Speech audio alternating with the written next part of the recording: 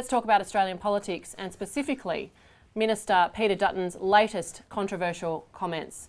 We'll show you what he had to say in Parliament last week. Out of the last 33 people who have been charged with terrorist-related offences in this country, 22 of those people are from second and third generation Lebanese Muslim background. So, guys, what do you think? I mean, you know, the suggestion really is that it was a mistake, effectively, to let in Lebanese people. And Vietnamese before then. That's right, he said that, He did come out and say that. But look, is the man wrong? Is he wrong? I mean, this is what we have to ask ourselves. He did say there was 33 of them.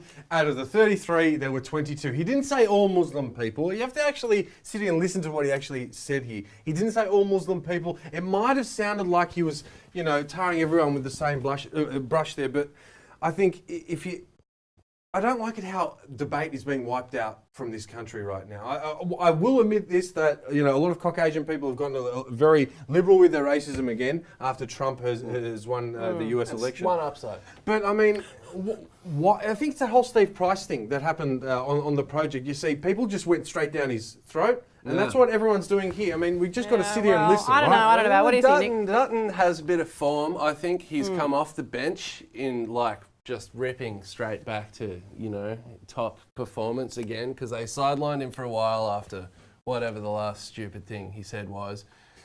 I think in this case, the fact that it was Peter Dutton saying it and the climate that he said it in is a bit on the nose. I mean, the PM backed him.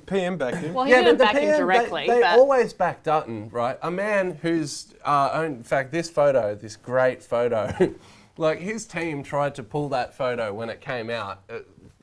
Somehow they were ignorant to the fact that that's a surefire way to make it never go away.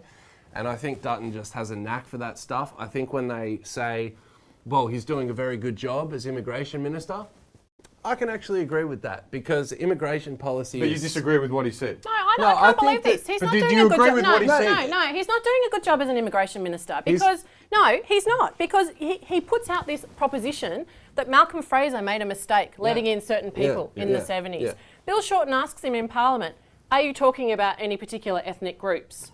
And he responds with the quote that we saw earlier. So the clear suggestion is that there was a mistake in the immigration policy that was adopted in the 70s, which resulted in certain groups coming in. That is not a good immigration minister. And I'll tell you why he's not doing a good job. Anyone who is doing a job now, if they trip over something that's behind them, they're fools. And that's what he's doing. He's thinking about the past. That's true, but there's a little bit of score settling going on, because the Libs, Fraser, did a total about face from being a Liberal poster boy to a refugee advocate. To leaving the party and just slamming everyone, saying some pretty interesting things before he died, particularly about the South China Sea, which is a whole other story.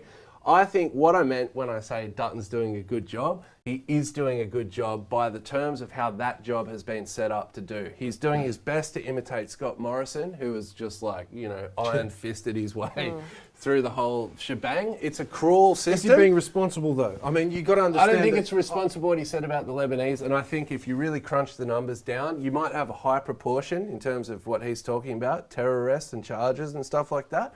But it's kind of the same. It's the same rhetoric as not all Muslims are terrorists, but all terrorists are Muslims. That's the same kind of thing. Let's take this issue about facts, because he came out afterwards and said, I don't regret.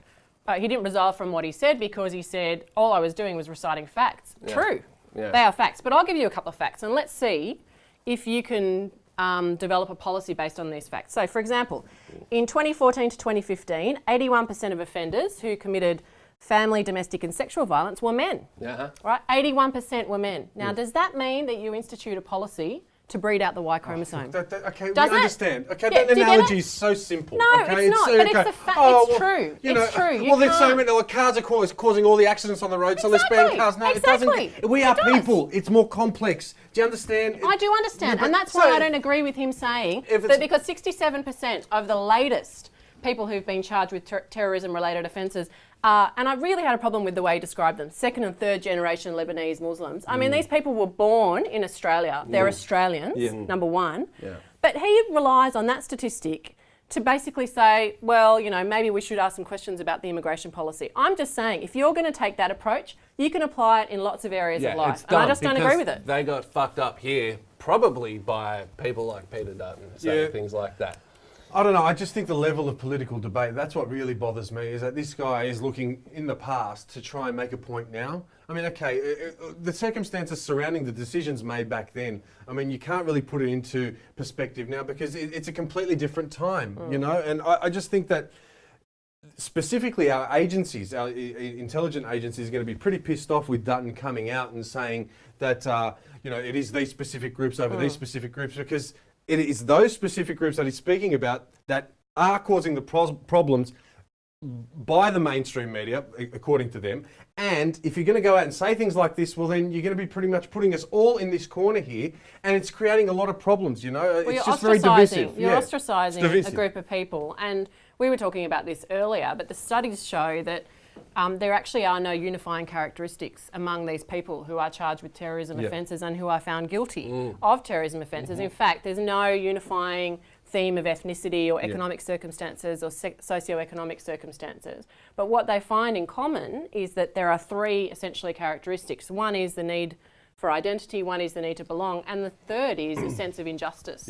And you ostracise a group of people, you're likely to, you know, but that's cause an more interesting problems. trend there, because prior to 9/11, there was that trend that they were all educated, weren't they? I mean, within the terrorist organisation there of Al Qaeda. I mean, was it 15 of 19 of the hijackers were all educated? So that was a big trend then. But now, like you're saying, I mean, it doesn't have to be the fact that they are educated; it's the fact that they don't belong. It's a chicken egg thing though, because what happens is their behaviour gets attributed to the cause that they purportedly fight for, when really I think it's probably the other way around. Like, you know, teenager joins ISIS not because ISIS exists, but because teenager is looking to lash out or whatever it may be. That's simplistic. I'm just not sure that the existence of the thing that is always credited with their motivating them to do what they do is kind of, it's more like kind of a coincidence, I reckon. A lot of these people would commit violent acts for any given reason. I mean, they were part of the criminal element firstly, and then they got radicalised. Well, that's the argument anyway. Well, in any event, what they should be doing is looking at talk to the experts and talk to them about how do you deal with radicalised youth. Don't just come out when you're in a position of power and make these sorts of wide generalisations. That's my take on it. Yeah.